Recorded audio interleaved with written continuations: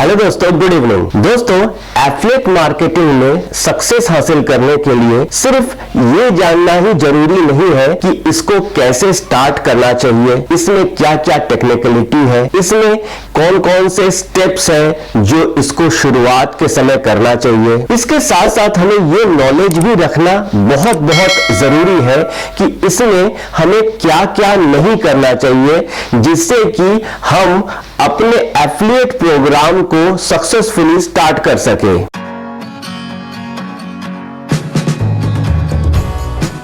नमस्कार दोस्तों, मैं हूं सुदीप और आप देख रहे हैं गो डायमंड ब्लॉग चैनल। दोस्तों, एफिलिएट मार्केटिंग आज डिजिटल मार्केटिंग का बहुत सक्सेसफुल पार्ट है और इसे बहुत सारे हमारे मित्र स्टार्ट कर रहे हैं या कर चुके हैं, लेकिन इसमें ऐसे बहुत से ऐसे काम हैं जिन्हें जो नए यूजर्स हैं, जो नए डिजिटल मार्केटर हैं, उनको नहीं पता कि उनको एफिलिएट मार्केटिंग प्रोग्राम में शामिल होने से पहले या शामिल होते समय क्या क्या ध्यान रखना चाहिए। आज दोस्तों मैं आपसे कुछ ऐसे ही स्टेप्स के बारे में, ऐसे ही कुछ आपको इंपॉर्टेंट टिप्स मैं आपसे शेयर करने जा रहा हूं, जिनको कि आप अगर आप फॉलो करें तो आपका एफिलिएट प्रोग्राम एक सक्सेसफुल प्रोग्राम फ्यूचर में साबित हो सकता है। तो चलिए इन ऐसे इंपॉर्टेंट स्टेप्स जिन्हें हमें एफिलिएट प्रोग्राम में नहीं करना चाहिए, इसको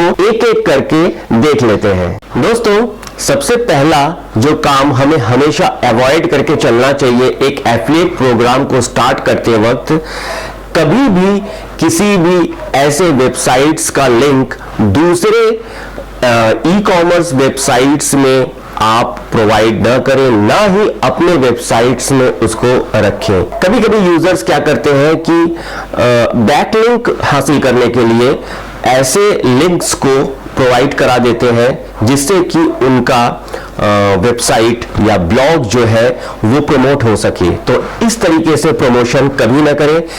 ये जो ई कॉमर्स वेबसाइट्स हैं उनके रूल्स एंड रेगुलेशन एक्ट के खिलाफ होता है और वो ई कॉमर्स वेबसाइट्स ये सब पसंद नहीं करते हैं। इसलिए हो सकता है कि नियर फ्यूचर में अगर आप ऐसा करें तो आपका ब्लॉग या वेबसाइट बैन हो सकता है। दोस्तों, सेकंड पॉइंट जो एक नए एफिलिएट यूजर को अवॉइड करना चाहिए वो ये है कि कभी भी अपने वेबसाइट्स में किसी भी ई कॉमर्स वेबसाइट के प्रोडक्ट के प्राइसेस को डिस्क्लोज नहीं करना चाहिए। इससे क्या होता है कि कभी कभी ई कॉमर्स वेबसाइट्स अपने प्राइस को घटा बढ़ाते हैं, डिस्काउंट देते हैं, तो इसका जो इफेक्ट है वो आपके वेबसाइट पे पड़ता है और वेबसाइट में आपका प्राइस सेम रहता है। हो सकता है कि ई कॉमर्स वेबसाइट में सेम प्रोडक्ट का प्राइस ज्यादा हो या सेम प्रोडक्ट का प्राइस कम हो।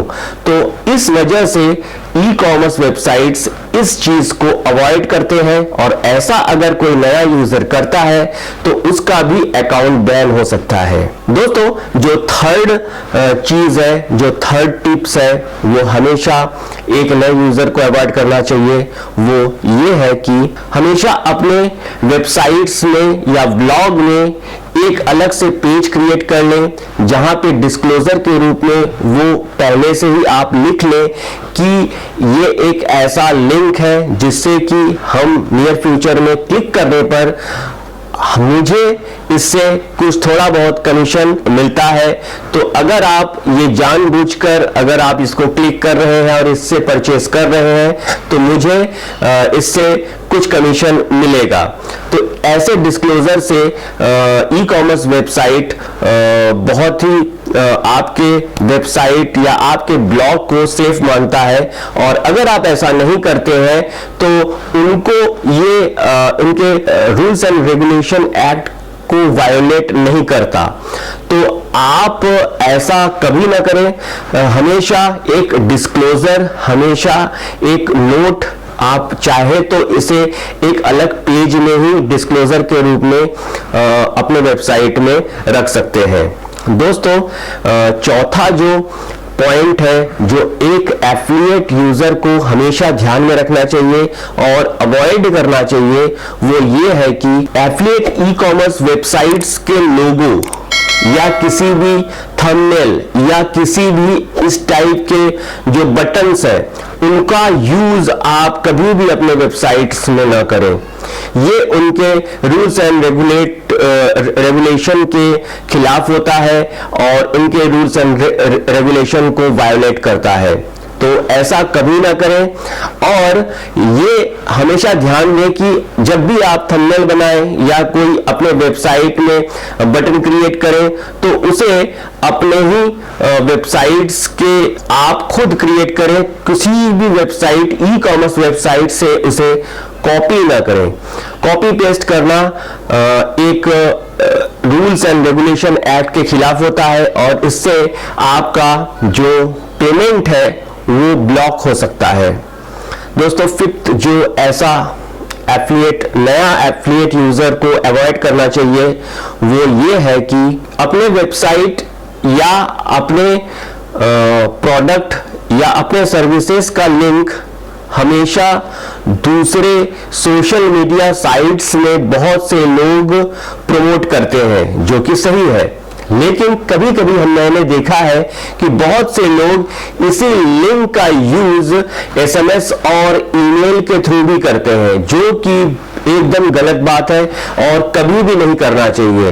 तो इन चीजों का आप ध्यान रखें, कभी भी अपने एफिलिएट लिंक का यूज आप एसएमएस या ईमेल या किसी भी व्हाट्सएप इस टाइप के लिंक आप प्रोवाइड ना करें किसी भी ई कॉमर्स वेबसाइट का। दोस्तों, सिक्स्थ पॉइंट है कि किसी भी थर्ड पार्टी यूआरएल शॉर्टनर का यूज कभी ना करें। थर्ड पार्टी शॉर्टनर जो यूआरएल शॉर्टनर होता है वो ई कॉमर्स वेबसाइट्स एक्सेप्ट नहीं करता है, लेकिन बहुत से लोग अभी भी हम लोग देखते हैं कि जैसे बिटली का हो गया, तो इस टाइप से जो शॉर्टनर का यूज अपने एफिलिएट लिंक को शॉर्ट करने के लिए लोग करते हैं और उसी लिंक को प्रमोट भी कर देते हैं। तो इन सब चीजों से बचें। अगर आप अमेज़न का कर रहे हैं तो अमेज़न का शॉर्टनर यूज करें, लिंक शॉर्टनर का यूज करें। अगर आप फ्लिपकार्ट का कर रहे हैं तो फ्लिपकार्ट का लिंक शॉर्टनर यूज करें। तो इससे क्या होता है, आप उनके रूल्स एंड रेगुलेशन एक्ट को वायलेट नहीं करते।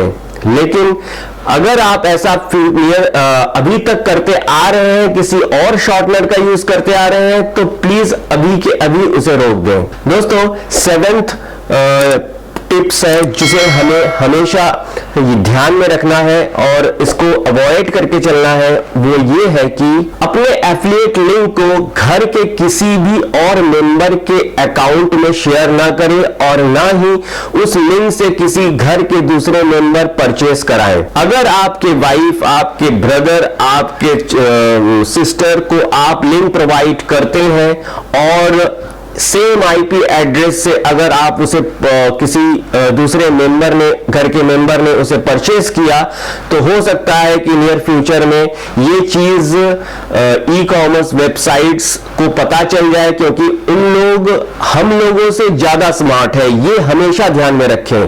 तो इस टाइप की चीजों से बचें और कभी भी अपने लिंक्स का यूज घर के मेंबर्स के साथ ना करें।